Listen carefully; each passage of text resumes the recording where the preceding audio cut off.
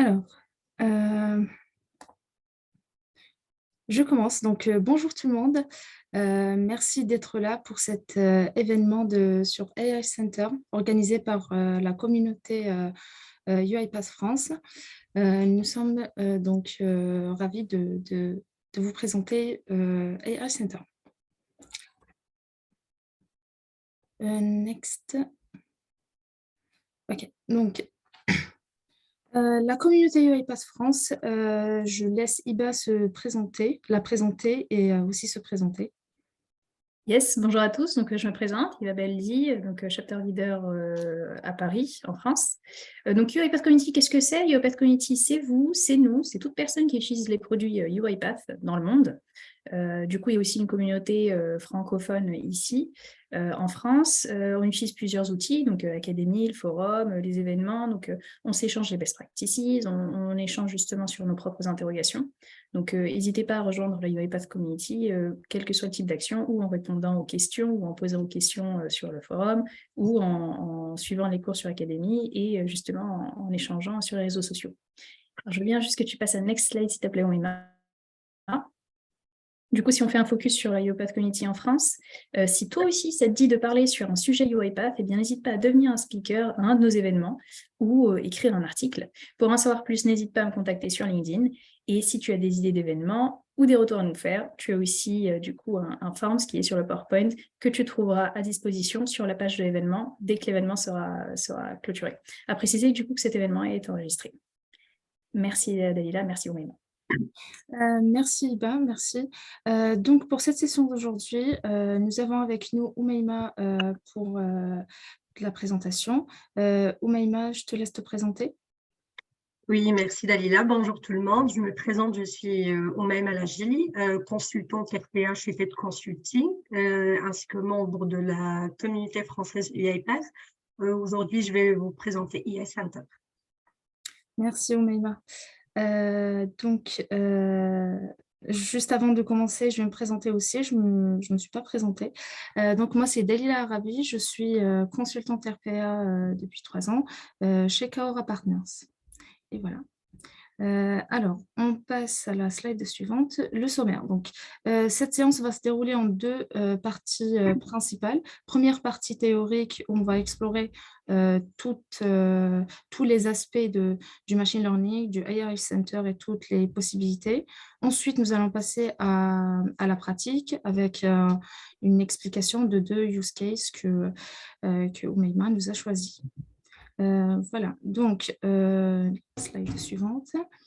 On va commencer par la théorie du coup, Oumaima, je te laisse commencer.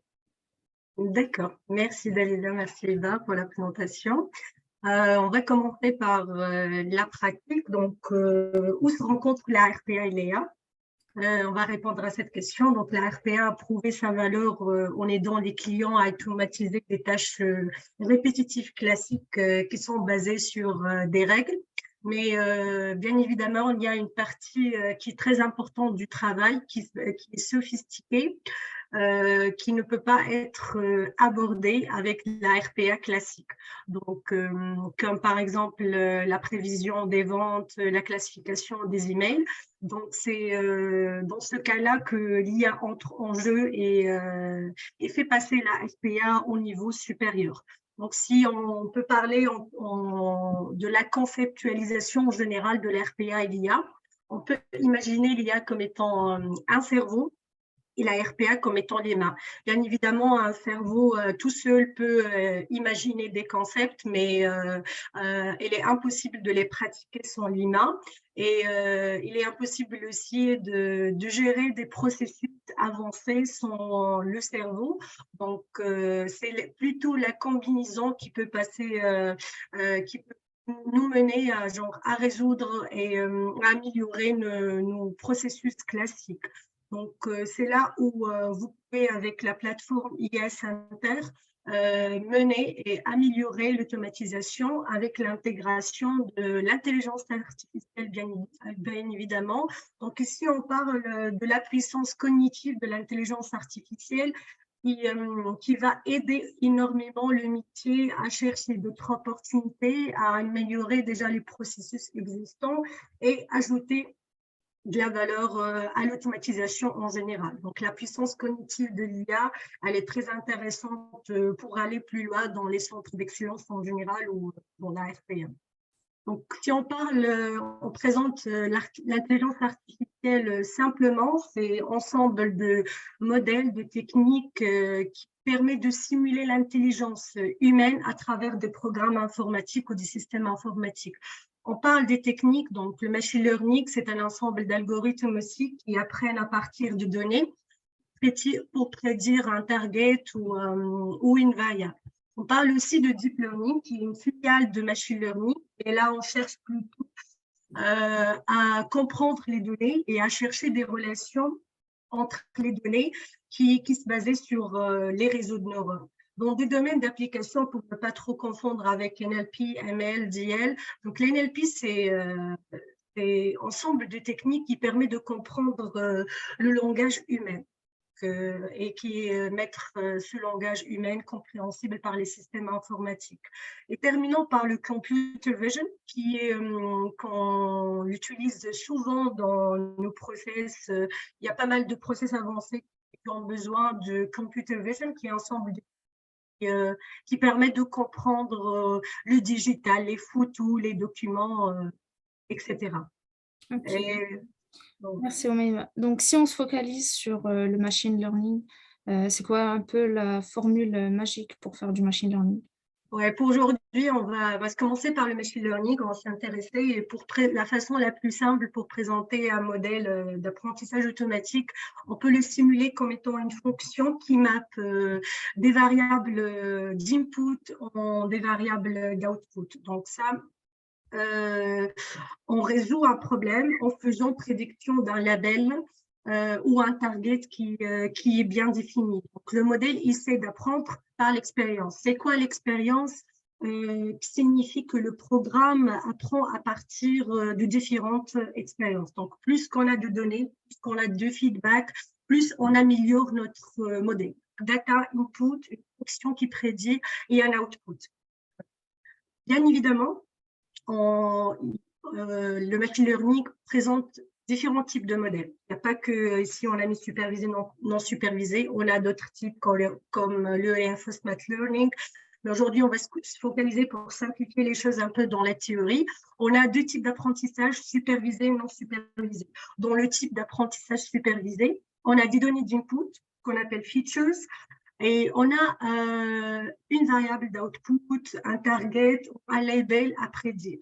Donc, on a deux types. Ce qu'on va vous montrer dans la pratique aujourd'hui, on va prendre un exemple de classification pour l'intégrer dans AI Center. Dans la classification, on va répondre à la question, c'est à quelle classe appartient donc notre item. Donc, par exemple, 0A dans le sentiment analysis, un feedback, un review d'un client, il est positif, négatif, un email, il est un spam, non spam. Donc, là, on a un ensemble d'inputs et un seul target, donc soit 0A. On peut aussi prédire plus que deux classes dans notre modèle, ce qu'on va faire aujourd'hui. On parle aussi dans la régression.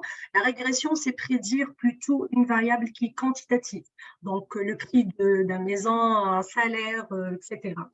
Et le deuxième type d'apprentissage qui est le non supervisé, ici on a des features d'input comme l'apprentissage supervisé, mais on n'a pas genre d'output, on parle du clustering. Ici on ne cherche pas à prédire quoi que ce soit, c'est pas une variable précise, c'est un target, mais ici on essaie de regrouper les données, essaie de comprendre et chercher des features en commun dans nos données, dans le but de regrouper les données. On peut utiliser ça dans pas mal de domaines d'application. Comme par exemple, c'est pas classifier notre ciblage de clientèle en se basant sur leurs intérêts, par exemple, de foot, de sport, en général. Donc, Merci Omeima. Donc, ouais. on peut dire que c'est la requête de départ qui va définir quel type de modèle que nous allons utiliser, pas de classification, de prévision, ou bien pour essayer de comprendre nos données en faisant du clustering. Exactement, Dalila. Donc, si on passe au slide suivant, pour rendre notre modèle plus intelligent, on parle souvent, ce sont les mots-clés de l'entraînement, de machine learning, c'est le training data. On parle aussi d'evaluation data. Donc, on va alimenter notre modèle avec des données d'entraînement pour qu'il devienne plus intelligent. Et puis, on prend ici le cas, genre, on l'a donné en input des différents exemples de sentiment analysis, des textes analysés, après dire que c'est positif ou négatif. Après ce modèle qu'on a entraîné, on peut l'évaluer à travers d'autres données. Donc, si on a une base de données, une dataset, il est généralement recommandé de diviser notre jeu de données en 80% d'entraînement, 20% d'évaluation. Et on peut aussi avoir deux données d'input without the output, sans le target ou le label, pour mettre en preuve notre modèle et le tester. On a essayé de mettre cette structure pour simplifier un peu ce qui est un modèle, des jeux d'entrée, des données d'input. Maintenant, passons pour présenter. Dalia, tu veux intervenir? Oui, c'était donc juste pour résumer. Les 4 types de données qu'on a besoin, ce sont des données de... si tu peux revenir à la slide précédente, voilà. Donc, des données d'entraînement, d'évaluation et ensuite de tests et de validation. Oui, donc exactement, des données d'évaluation et de tests et d'entraînement, d'évaluation et de tests. Et après, dans la production, on peut utiliser ce qu'on appelle les données de tests pour prédire, mais le quatrième peut être les données de production finale, quoi. Donc, qui peuvent aussi alimenter notre modèle et l'améliorer, quoi. Okay. Donc aujourd'hui, notre but, c'est de présenter la plateforme IA Center. C'est une application ou plateforme qui permet de gérer, utiliser et déployer des modèles d'apprentissage automatique et nous mettre en service ces modèles pour les utiliser après dans UiPath Studio via le package ML Services. Donc, à travers des différentes rubriques comme Dataset, Data Labeling, ML Packages, aussi les pipelines. Donc, on a la possibilité de créer des pipelines comme on les fait dans d'autres plateformes de déploiement de modèles de machine learning comme Amazon, Azure, etc. Donc aussi, elle nous permet de suivre notre déploiement via la rubrique ML Logs. Donc, parlons spécifiquement des packages ML. Donc, UiPath présente différents types de packages ML. On a la possibilité de créer notre package qui est customisé. On va vous montrer aujourd'hui un exemple d'un package personnalisé qui doit être développé par l'équipe de data scientists. Et on a aussi des packages que UiPath présente, ce qu'on appelle out of the box models, ou les packages qui sont prêts à l'emploi. Soit créés par UiPath et ses partenaires, soit créés par la communauté open source de data scientists. Donc, parlons spécifiquement aujourd'hui des modèles personnalisés. Bien évidemment, UiPath exige une certaine structure de dossier et après, on va le compresser pour que la plateforme IA Center accepte ce modèle et peut le mettre en place pour qu'on l'utilise après. Donc, la structure, comme vous voyez, bien évidemment, on doit avoir un dossier qui s'appelle Data et ce dossier doit contenir notre jeu de données. Donc, on a utilisé déjà pour l'entraînement. Donc, entraîner déjà via un notebook ou via un code Python ou une plateforme AutoML, à part que Python, on peut aussi, le data scientist entraîne déjà son modèle. Donc, on met le dataset qu'on a utilisé pour l'entraînement et aussi un dossier qui est exigeant, c'est le dossier modèle qui doit contenir une version qui est enregistrée du modèle. Ça dépend du format d'enregistrement de ce modèle qu'on a déployé. .pkl, .sav, il existe pas mal d'extensions d'enregistrement d'un modèle qui est déjà entraîné.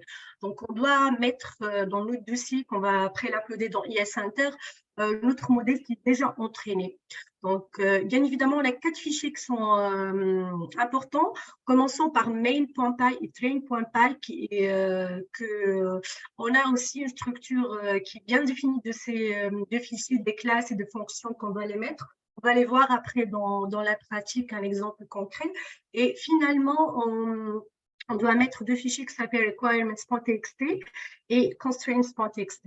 Donc, requirements.txt, c'est un fichier qui doit contenir nos librairies et versions de librairies qu'on a utilisées. Si on a utilisé Python ou aussi une plateforme, donc on doit mettre les noms de nos librairies et les versions pour qu'après, parce que EI Center met en place infrastructure pour installer tout type de langage de programmation, librairie pour faire entraîner ou créer des pipelines après.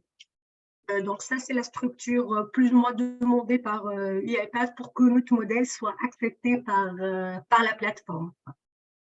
Passons à deux types de modèles. En parlant des modèles qui sont prêts à l'emploi, il y a des modèles qui sont créés par UiPath, comme UiPath Computer Vision, UiPath Document Understanding précis. Peut-être on fera un autre événement spécialement pour comment utiliser EI Center avec Document Understanding en utilisant la plateforme EI Center aussi. UiPath Image Analysis, Language Analysis aussi, ou les Task Mining. Ce sont des modèles qui sont créés par UiPath, ils sont présents dans notre plateforme. On a aussi un autre type de modèles qui sont des modèles open source qui créés par la communauté open source de data scientists, comme le Image Analysis, Language Analysis. Vous trouvez pas mal de modèles aussi, comprendre, translater des langages, comprendre aussi des langages humains, donc comme NLP, etc. Language Comprehension, ça, et Language Translation, comme on a dit.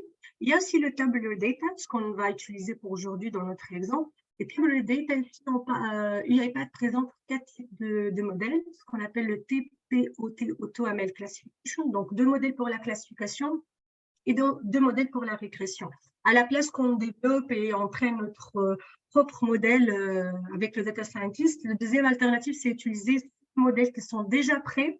Et nous, on crée des pipelines, seulement on ajoute notre dataset, on va voir ce exemple après dans la pratique. Donc, pourquoi TPOT? C'est un modèle d'apprentissage déjà automatique qui optimise les pipelines, des modèles d'apprentissage automatique comme AutoML. Et on parle bien évidemment de XGBoost Regression or Classifier qui est très connu par la communauté de data scientists, qui est classé parmi les classificateurs qui sont les plus performants,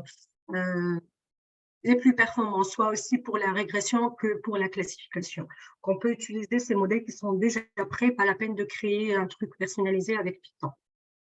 Donc, pour résumer en général, EI Center, c'est la plateforme qui nous permet de déployer notre modèle et après, il va passer dans un cycle de déploiement, aussi versionning. On peut faire uploader pas mal de versions de notre modèle, gérer ces modèles et après, via l'activité ML Skill, donc, nous facilite l'utilisation de ces modèles à travers le package ML Services. C'est de faire un simple drag and drop dans nos workflows UiPath Studio pour consommer ces modèles. Et on va avoir un exemple après. Merci, Omega. Merci pour cette pratique, cette explication très pertinente et exhaustive. Nous allons passer à la deuxième partie, la partie pratique. Et tu as normalement 2 use cases à nous présenter. On commence par le premier. Oui, aujourd'hui, on va présenter le premier use case qu'on va déployer un modèle personnalisé. On va prédire si la personne a le diabète ou non. Et on va prendre un modèle personnalisé. Dans notre cas, on a entraîné un modèle qui s'appelle Canable Classifier. Donc, on a pas mal d'inputs comme pregnancies, glucose, la quantité de glucose dans le sang, l'épaisseur de peau, le pourcentage d'insuline, etc. pour prédire, nous, on va prédire le pourcentage d'appartenance à ces classes. Donc, en 0, la personne n'a pas le diabète, 1, la personne a le diabète. Nous commençons à vous montrer un peu la structure de défi qu'on doit avoir pour prédire, pour construire notre modèle personnalisé. Bien évidemment, on a un dossier qui s'appelle Data, qui contient du train data, donc des centaines Excuse-moi, oui. Nous voyons seulement la présentation PowerPoint. Ah oui, c'est vrai. Mais je vais essayer de partager l'écran. Vous Voilà, voyez très mon bien. écran? Oui. Oui. Donc ça, c'est notre dataset. Donc, on a les différents inputs avec l'output. Donc, on doit avoir dans ce dossier le train data aussi le test data. Donc, c'est notre échantillonnage de ces données. Et après, un dossier modèle qui contient déjà une version qui est enregistrée de notre modèle. Donc ici, principalement, je dois vous montrer le main.py, le train.py, comment on les construit. Donc un fichier main qui contient une classe qui doit être nommée de cette façon, donc importer les données nécessaires au début. Après, une classe main avec une fonction init pour loader notre modèle, qui est déjà dans le dossier modèle, et une fonction predict qui doit être de ce format aussi, et ça dépend de notre type d'input. Dans notre cas, il n'y a pas de présence soit JSON sur un fichier comme type d'input. Dans notre cas, on a un MP array, donc c'est une matrice d'une seule ligne, donc on fait un JSON.load la paramètre après qu'on va renseigner dans UiPath et après un result et donc la prédiction qui va être comme étant output dans notre activité MLSQL. Ça, c'est le fichier main.py. Il va contenir ces deux fonctions. Et après, ça dépend aussi si on a un fichier, par exemple, ça va être la lecture de fichier à la place de JSON.load le skill input, et on peut transformer aussi notre image, par exemple, en un MP array. Ça doit être l'input souhaité par notre modèle. Généralement, il y a JSON, MP array, pas mal de types de modèles dans les modèles de machine learning. Le deuxième fichier, qui est le train.py. Donc, bien évidemment, au début, on doit importer nos modèles. Donc, le data scientist peut construire ce code différemment dans son notebook pour entraîner le modèle, par exemple, ou sur une plateforme comme Azure et Amazon. Mais UiPath exige, il doit restructurer un peu son code, ça va pas prendre beaucoup de temps pour mettre le format que UiPath exige pour que le modèle soit accepté dans UiCenter. Donc dans train.py, c'est un code qui est plus lent. Donc on a une classe main avec une fonction init pour aussi loader le modèle qui existe déjà, et un process data qui va lire la date, les jeux de données qu'on a déjà mis dans le dossier data. C'est pour cela on doit avoir ces deux dossiers pour qu'on l'utilise après dans le code. Après, UiCenter va prendre ce code et réentraîner si on active l'option train, activate train. Donc après, si on utilise dans UiPath Studio d'autres inputs, bien évidemment, la plateforme va réentraîner le modèle et l'améliorer. Donc, c'est pour ce but qu'on demande cette structure. Donc, ici, la structure de process data, séparer les données en un ensemble des données d'input et le target qui est une seule colonne. Et bien évidemment, notre fonction qui s'appelle train, qui va entraîner le modèle, et avec le mot-clé fit des data scientists. Et après, une fonction evaluate qui permet d'évaluer notre modèle avec des métriques d'évaluation, comme le score, precision. Ça dépend de notre problème, la classification, régression. Et une fonction cell qui utilise ici une librairie qui s'appelle Pickle, qui va réenregistrer notre modèle. Donc, si on veut activer le pipeline de train, on doit avoir cette structure. Et après, je vais partager avec vous. On a déjà dans la documentation du UiPath la structure qui est demandée. Mais bien évidemment, après, je vais essayer de partager avec vous ce modèle avec le dataset et vous l'entraîner, peut-être l'adapter avec d'autres exemples. Donc après, moi, j'ai préparé dans UiCenter l'upload. Donc, on a après qu'à compresser notre fichier et le mettre sous le format .zip. Moi, je l'ai fait déjà parce que ça prend du temps de le déployer, mais on va le faire ensemble. Vous voyez bien mon écran, la plateforme UiCenter? Oui, mais on va bien. D'accord, très bien. Donc, si on ouvre, tout d'abord, je dois mentionner que AI Center est uniquement disponible dans les organisations Automation Cloud. Il est accessible sous licence. Donc, c'est une licence qu'il y a pas parce qu'on toujours on me pose cette question. Et en tant que service distinct aussi. Donc, il n'y a aucune interdépendance entre AI Center dans Automation Cloud et la version de l'orchestrateur aussi. Ça doit être aussi on peut activer ce service dans l'orchestrateur, même si on a un orchestrateur on-prem aussi. Donc ça, c'est à titre de remarque. Et aussi n'est pas disponible dans la version communautaire, malheureusement. Mais pour moi, j'ai activé la version Enterprise Trial aussi. Vous avez déjà la licence Enterprise,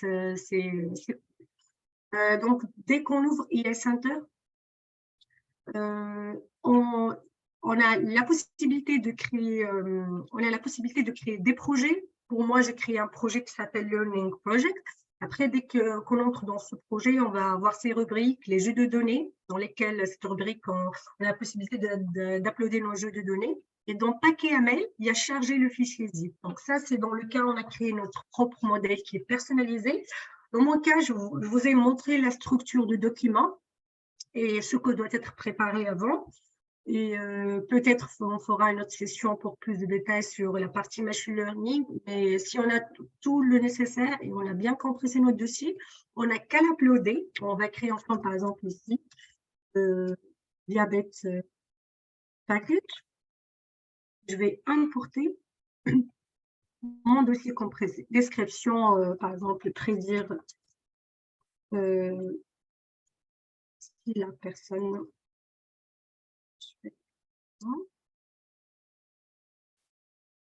a le diabète ou pas. Donc, d'entrée, bien évidemment, on a dit dans notre cas, c'est JSON. Bien spécifiquement, c'est un MP array. Après, je vais vous montrer comment on va faire l'input. Bon, description du paquet, description projet. Après, vous êtes libre à mettre la description, ça se dépend de votre use case. Description d'assorti aussi, on va dire pourcentage d'appartenance à la classe. Donc, on va avoir un pourcentage d'appartenance à la classe 0 qui est non diabétique, 1 diabétique. Aussi pour la langue, donc, ouais, moi, je vais choisir parce que j'ai utilisé Python 3.8, donc je vais utiliser Python 3.8. Et puis, à titre d'information, qu'on peut, si même si on a, moi j'ai testé que j'ai la version genre de Python 10, ça accepte. Donc, ça, c'est la version maximale parce que il faut juste avoir, je vous ai pas expliqué le fichier constraints.txt dans lequel il ne faut pas dépasser, il faut que les versions des librairies doivent être inférieures à une version bien spécifique pour que le modèle soit accepté. C'est les versions de Python. Exactement, les versions de librairie Python. Donc, il faut respecter les versions de Python pour pouvoir les importer dans AI Center. Oui, ça, par exemple, ici, moi, j'ai utilisé Scikit-learn, Pickleshare, NumPy, Pandas, SciPy, JS, et j'ai mis les versions que j'ai utilisées pour mon modèle. Il faut juste les indiquer ici, et après, ça doit être accepté. Donc, si on revient vers AI Center, on choisit ici. Si on active l'apprentissage, comme je vous ai dit, on a la possibilité de réutiliser le train.py pour réentraîner le modèle. Je vous conseille de faire ça. Commander un GPU, ça c'est nécessaire lorsqu'on a par exemple un traitement d'image et on a besoin genre d'une puissance de calcul qui est avancée. Dans notre cas, on a juste un tabulaire, un fichier Excel, on n'aura pas besoin d'activer le GPU. Donc, on va cliquer. Comment désactiver? On va cliquer sur et tout de suite, donc on a ici la version unique des paquets. Donc ici, c'est le 1.0 et on voit bien que le statut est validation. On est en train de valider notre modèle. Ça prend un peu de temps. Moi, ça peut prendre entre 10-15 minutes et 1 heure. Ça dépend du modèle et du consistance du code. Dans mon cas, c'est un code qui n'est pas très compliqué. Donc, ça ne va pas prendre beaucoup de temps. Moi, je l'ai préparé avant, ce package. Et si on regarde ici, on doit avoir le statut déployé. Donc, si on regarde que le statut de notre modèle elle est déployé, on passe à créer la compétence AML. Dans notre cas, comment créer une compétence AML? Donc, ça, c'est en cours de validation. Donc, créer nouveau, et on va créer diabète AML skill. On Donc, va choisir. mais une fois on a importé notre package, il sera validé et c'est par la suite, une fois qu'il est validé, qu'on va passer à la création de la compétence ML. Exactement. Même si c'est en cours de validation, on peut la créer. Il va Oui. attendre que, on va attendre que le package est validé et après, il va attendre pour aussi mettre la compétence AML avec le statut available ou disponible en français. Donc, on peut les créer en parallèle aussi, même si le package n'est pas validé. Après, ils vont se synchroniser. C'est intelligent, quoi. Donc, il y a la version majeure. Pour le moment, j'ai mis une seule version. Par exemple, dans le cas, moi, j'ai utilisé 6 versions, donc j'ai fait pas mal de modifications pour les versions. Donc, Donc, chacun on en a la choisit. possibilité de choisir n'importe quelle version.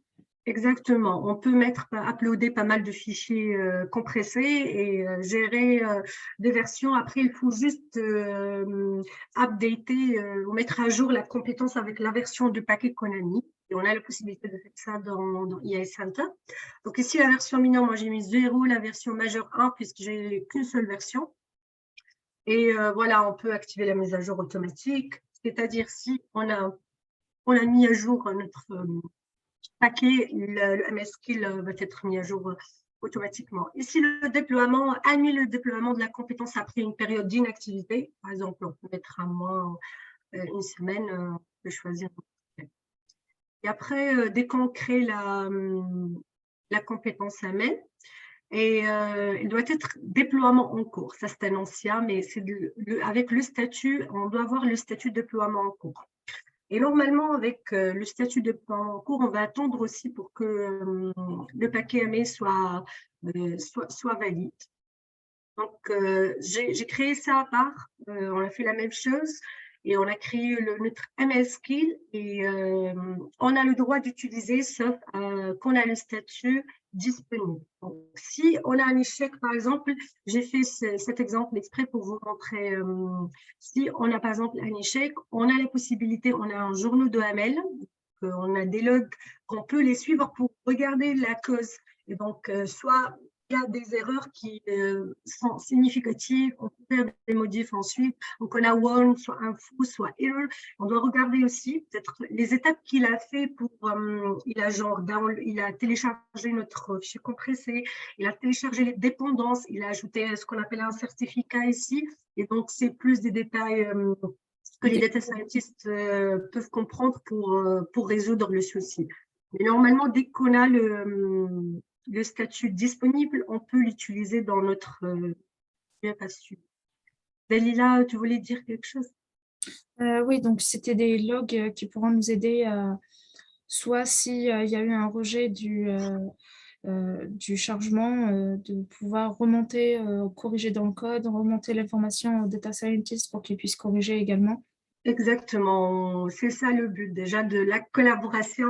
Normalement, le duo parfait, le data scientist et le développeur RPA. Et si on a les deux casquettes comme moi, ça serait top. Donc, tu as la possibilité de comprendre les deux parties, c'est génial. Et du coup, il n'y a pas de contraintes pour le RPA, développeur RPA pour comprendre le code Python ou la plateforme AutoML. Il n'y a pas de contraintes aussi pour le data scientist pour comprendre la plateforme, mais elle peut être une plateforme amie pour déployer ces modèles. Après, si on a notre compétence disponible après 6 versions, donc un prévu de correction, et ça dépend après, parfois, il faut par exemple, dans le code, c'est exigeant ici qu'on fait un JSON.damps. Par exemple, au début, moi, j'ai mis juste le résultat, mais sans le JSON.damps, parce que UiPath, après, il va retourner comme étant sorti un type JSON. Donc, notre output, même si le modèle, il ne donne pas output JSON, après, il faut genre le sérialiser en JSON. Désérialisé. Ouais, c'est plutôt l'inverse. Donc, si on a un type, on le passe en JSON. D'accord.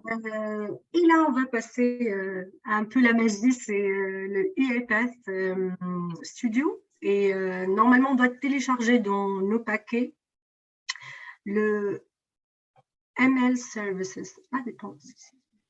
On voit tous les paquets. Donc,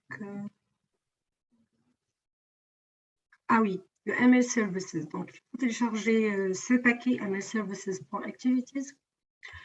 Et après, dès qu'on a ce paquet téléchargé, dans Activities, on a ML Skills qu'on va utiliser, compétences ML, c'est en français.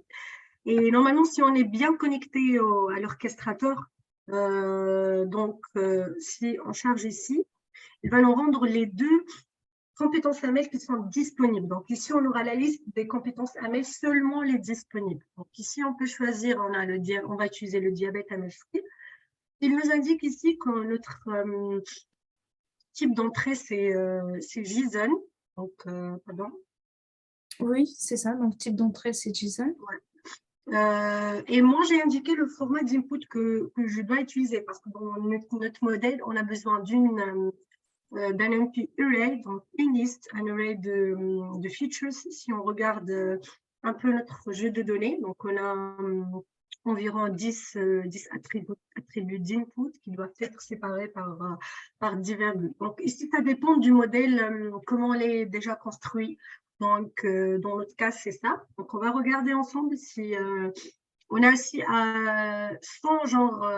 on peut tester directement dans cette rubrique sans exécuter notre workflow. On peut tester sans l'exécution de workflow. Ici, type d'entrée JSON. Et ça, c'est la description que moi, j'ai mis dans l'orchestrateur. Dans les types d'input, moi, j'ai mis cet exemple. Et le data scientist, lorsqu'il déploie son modèle, il peut aussi aider le développeur RPA en indiquant les formats d'input et d'output.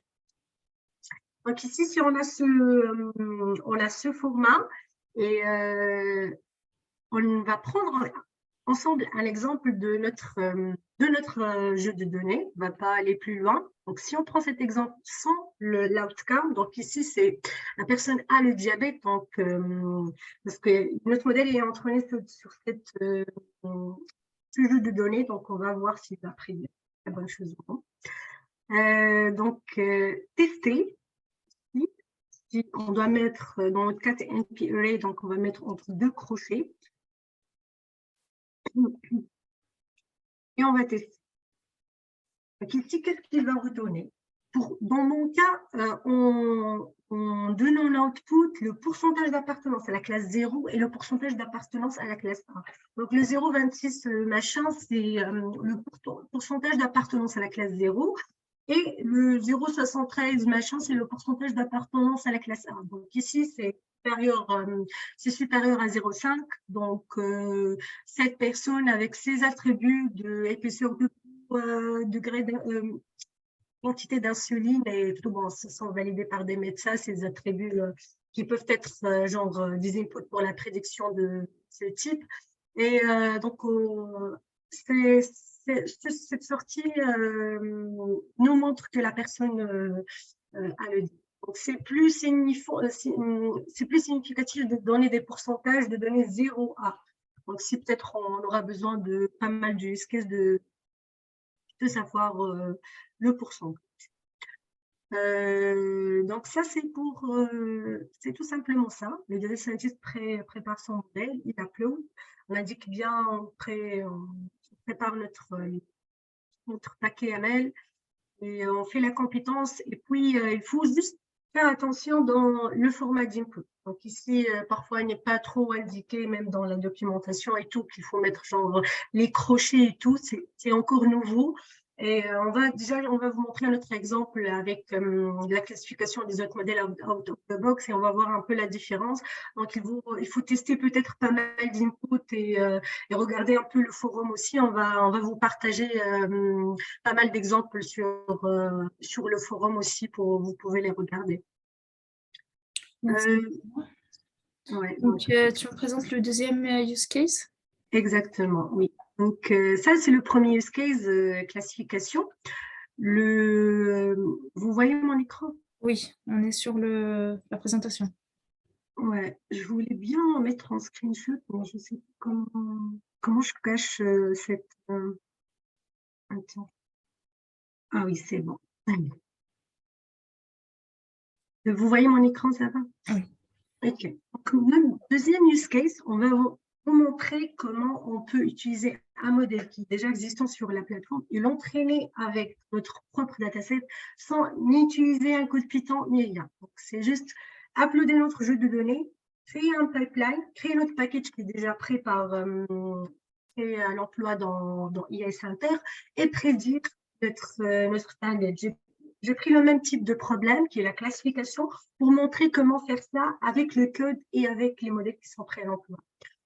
L'objectif, c'est entraîner, déployer un modèle de type TPOT, comme on l'a dit, c'est un type de modèle apprentissage qui optimise les pipelines. Il cherche les pipelines les plus optimisés.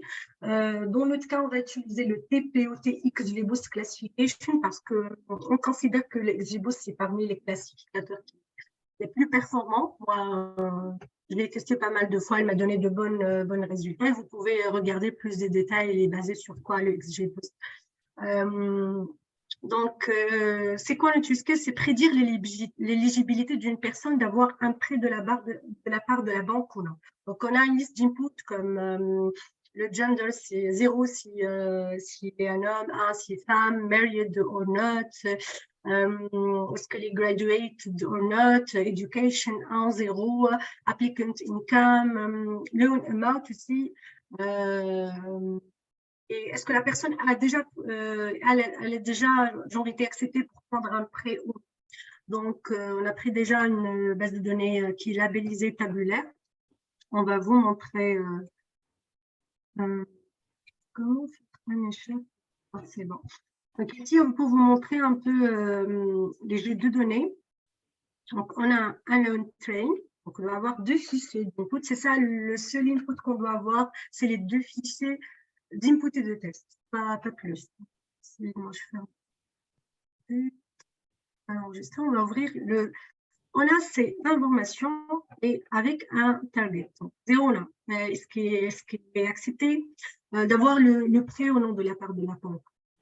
Donc, on a tous ces données. On a deux fichiers, un fichier test aussi de même format, donc avec les inputs, les différents attributs et l'output. Si on revient à notre, moi déjà j'ai préparé dans un autre orchestrateur le paquet et le MLSkill, mais on va voir ensemble comment on va utiliser le TPOT.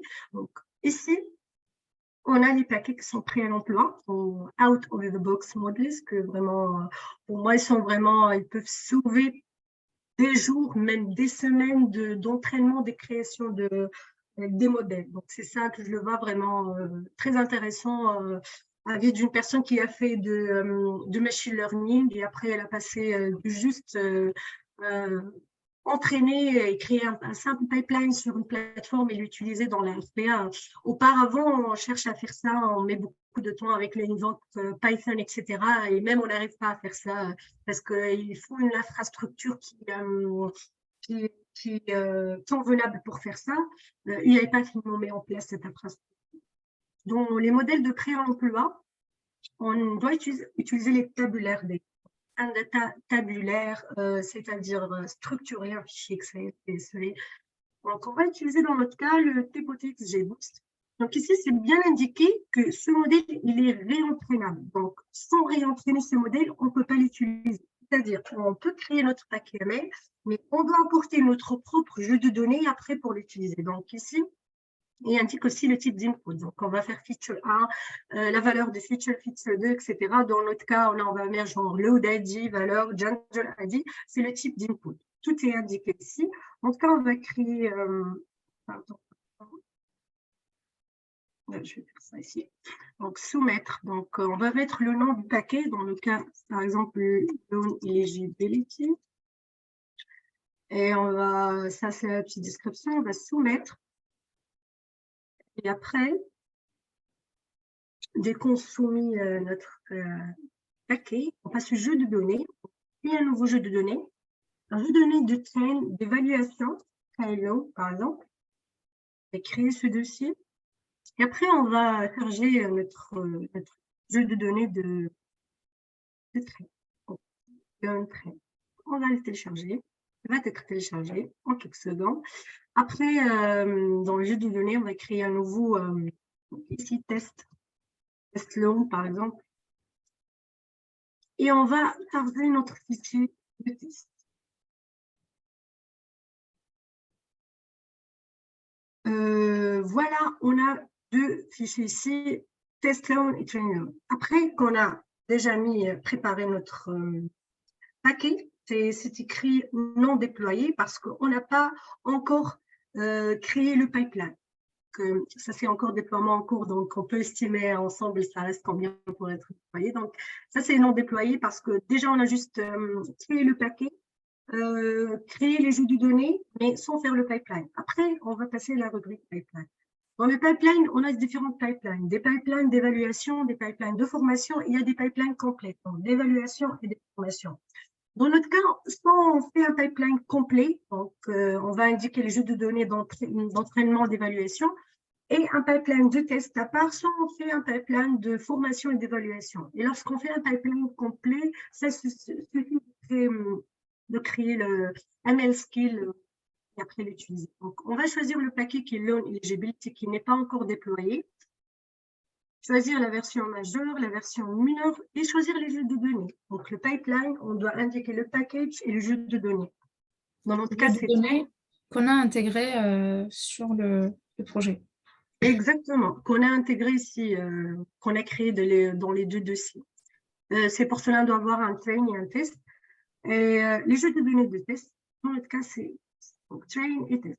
Ici, pour le sujet de variables d'environnement, il y a un sujet de discussion pour les personnes qui ont déjà essayé d'utiliser ces tables data models. Donc, soit dans notre jeu de données, on a notre variable target, il s'appelle carrément target, moi je l'ai modifié ici, soit s'il s'appelle autre chose, par exemple loan eligibility dans mon cas, on va créer ici, ajouter un nouveau variable, on crée target column. Et ici, on met notre variable. Dans mon cas, pour ne pas vraiment se casser la tête, tu peux juste modifier le nom de ta colonne en target et ça va marcher. Donc ici, on va, ouais. Il y a exécuté maintenant, il y a temporel, il y a récurrent, on peut aussi genre reprogrammer en récurrent, c'est-à-dire à chaque jour, on réentraîne le modèle. Ça dépend. Pour le moment, on ne va pas faire ça, on va exécuter, faire exécuter. Donc ça, juste, il va mettre attente dès l'essence et après, il a juste ici une remarque, on a droit seulement à 2 ML skills et un pipeline, c'est équivalent à ML skills dans la version de try. Donc, si on veut avoir de l'essence, on a droit à 2 AI robots, donc on n'a besoin que 2 ML skills. Mais après, il va changer en cours d'exécution. Il va regarder s'il y a de l'essence, sinon après quelques secondes, il va changer en cours d'exécution. Dès qu'on a terminé genre le pipeline, on laisse en cours d'exécution, on peut créer notre compétence ML. Par exemple, Loan ML, Loan Eligibility, la version majeure, la version mineure. Et je ne veux pas activer rien, ni les GPU, ça dépend de use case. On va créer. Ça, c'est déploiement en cours aussi. Donc, moi, j'ai créé ça à part, il prend des minutes, on peut dire, pour faire les déploiements des ML skills. C'est pas comme les pipelines peuvent être accomplis. Moi, ça reste à rester 10 minutes et ça dépend du use case. Ça, c'est encore en cours d'exécution. On l'a préparé à côté. Donc, on a créé les deux pipelines. On doit avoir le statut réussi. Donc j'ai créé un pipeline complet et un pipeline pour l'évaluation. Donc, on doit avoir le statut réussi pour qu'après, on crée la compétence ML. Elle doit avoir le statut disponible. Donc, après, si on a le statut disponible pour le ML skill, comment l'utiliser dans EFS? Donc, ça, on n'a rien codé, on a juste uploadé des datasets et créé des pipelines. Après, si on va voir ensemble, on choisit par exemple le Loan ML Skill. Lorsqu'on essaie de tester, il indique tout. Il indique qu'on va faire feature 1, 2 points, donc la structure de JSON. Ceci, je dois vous ajouter une remarque, peut-être sauver des personnes qui après vont tester quelques modèles. C'est pas seulement ça, c'est écrit que la structure est JSON. Et dans le cas, si on utilise des variables numériques, et une autre remarque, on n'a droit que des variables numériques pour ces typotés modèle. Donc, il faut, si on a des caractères, pour moi, dans dataset, j'avais genre à la place de gender, j'avais à la place du 0A, j'avais male, femelle. Donc, il faut utiliser des techniques comme le label hot encoder et d'autres techniques. Mais moi, je les fais manuellement. Après, si une grande base de données, on doit juste avoir que des variables numériques. Donc, pour moi, j'ai mis à côté le format qui a marché pour moi. Après, je vais vous dire pourquoi on a mis les crochets. Donc, si vous voyez ici, j'ai mis le feature 1, la valeur, virgule, le feature de la valeur. C'est crochet parce que pour lui, c'est donné scalable. Il considère qu'on peut mettre aussi ici, genre, virgule, une autre variable et prédire les deux ensemble. Donc, dans notre cas, on a une seule ligne. On peut tester sur pas mal. Si on prend cette structure, genre, juste feature, deux points et entre crochets la valeur. Ici, si on met ça, qu'est-ce qu'il va nous donner comme output? Il va nous retourner la prédiction A, oui. Donc, on va voir si moi j'ai pris cet exemple. Est-ce que oui, il a le 1 dans cet exemple et j'ai ajouté une autre variable. Donc, le résultat, c'est le confidence. Parce que si on crée le pipeline, juste à titre d'information, il va nous indiquer le score. Le score, donc ici, dans ce cas, peut-être precision, ça dépend du modèle. Le problème, c'est classification ou régression. Donc, on peut télécharger aussi pour les personnes qui sont intéressées. Je ne sais pas, je l'ai ici ou non, mais on peut télécharger genre le score et le résultat du pipeline qu'on a déjà créé. Le résultat ici, c'est 1. La personne a le droit d'avoir un prêt, heureusement. Et ici, la confidence, c'est-à-dire les scores de performance de notre modèle. Et après, on peut choisir d'autres, on peut genre modifier notre jeu de données. Et voilà. Merci. Merci Omeima pour cette présentation. Alors, on passe si on a des questions. Yes, on a une question, c'est pour Oumaima. Est-ce qu'il y a moyen que tu envoies les jeux de données, s'il te plaît, sur la conversation, sur le Zoom? Oui, bien sûr. On peut envoyer des fichiers ici. Oui, Oui, c'est possible. c'est vraiment un petit logo, tu sais. Votre ordinateur, je pense.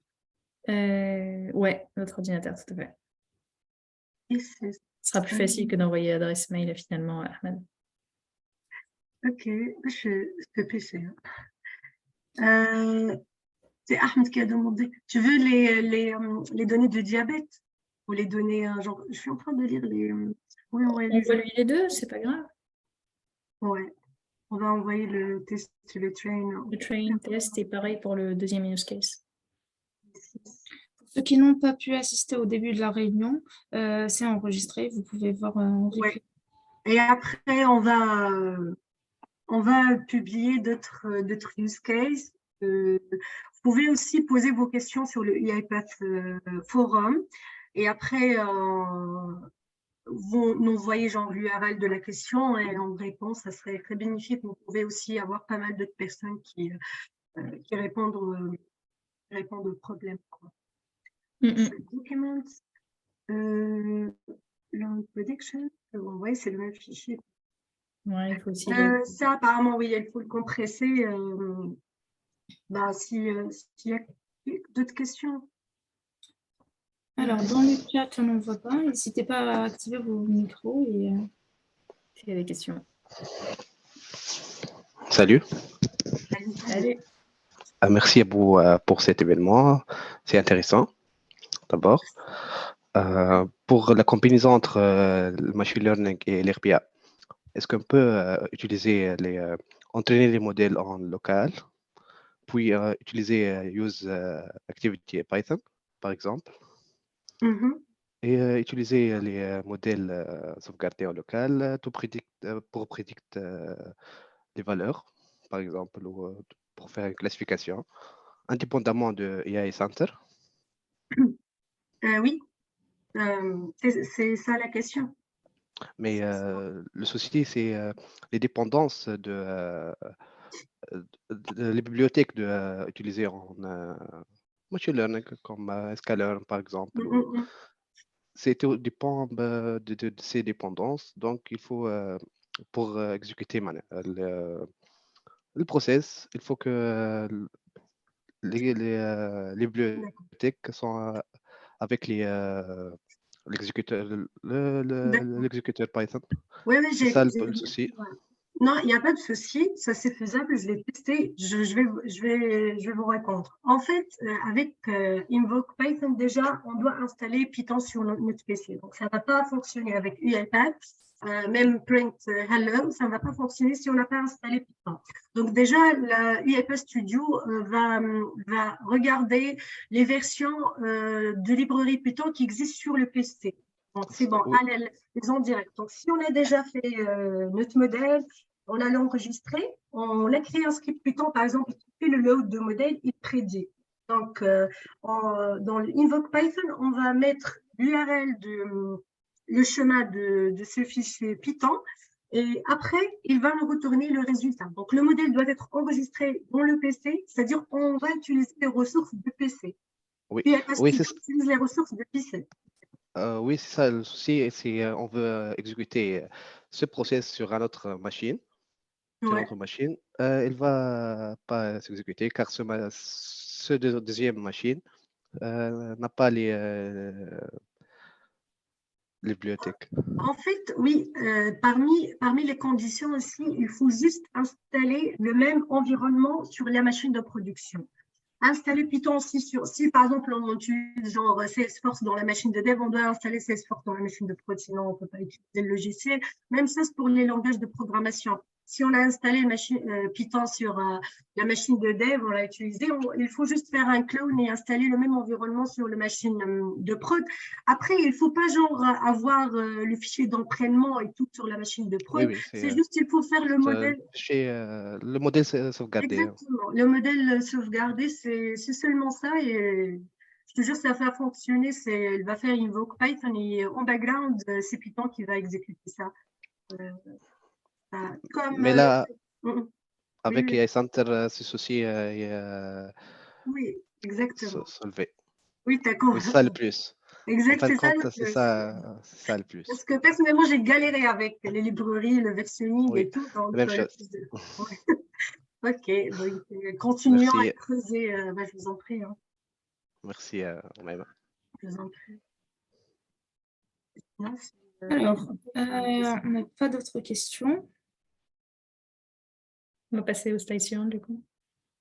Ok, donc merci tout le monde pour la participation.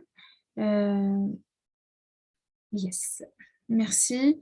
N'hésitez pas à nous rejoindre. Donc, slide suivante, s'il te plaît, Nima. Ouais. Voilà, donc si vous allez sur Community UiPath France, Paris, vous pouvez nous rejoindre, nous contacter. Vous avez aussi les prochains événements. Alors, il y a les liens vers nos LinkedIn, n'hésitez pas à nous pinguer. Et merci encore. Voilà. Et à la slide suivante, du coup, je me permets juste. Vas-y, Dalila. Je te passe la parole, je te laisse. Donc, la slide suivante, je vous invite à venir aux prochains événements. Il y en a vraiment beaucoup en ce moment, jusqu'à décembre. Donc, notamment, les 2 prochains qui arrivent, c'est l'Orchestrator, partie 1 sur 2, pour reprendre sur les bonnes bases, et Orchestrator, partie 2 sur 2. Et sinon, l'annuel Community Cocktail, donc, enfin, annuel finalement, on essaie d'en faire un par quadrimestre. Donc voilà, celui de décembre arrive, n'hésitez pas, on vous attend. Ouais. Venez, genre le cocktail, c'est en live, on va se rencontrer dans un café à Paris, c'est ça. Donc, les personnes à Paris, vous pouvez profiter, on se rencontre. Et c'est animé aussi, ce ne sera pas seulement un cocktail. Ouais. Yes. Pas de surprise. Le cocktail est offert par UiPath, c'est ça? En plus, soyez verre offert et probablement avec Voilà, donc merci tout le monde. On vous dit à la prochaine. Ouais. Au revoir, bye bye. Ciao. Est-ce que tu peux couper cela? Bonne journée, bye bye. Bonne journée.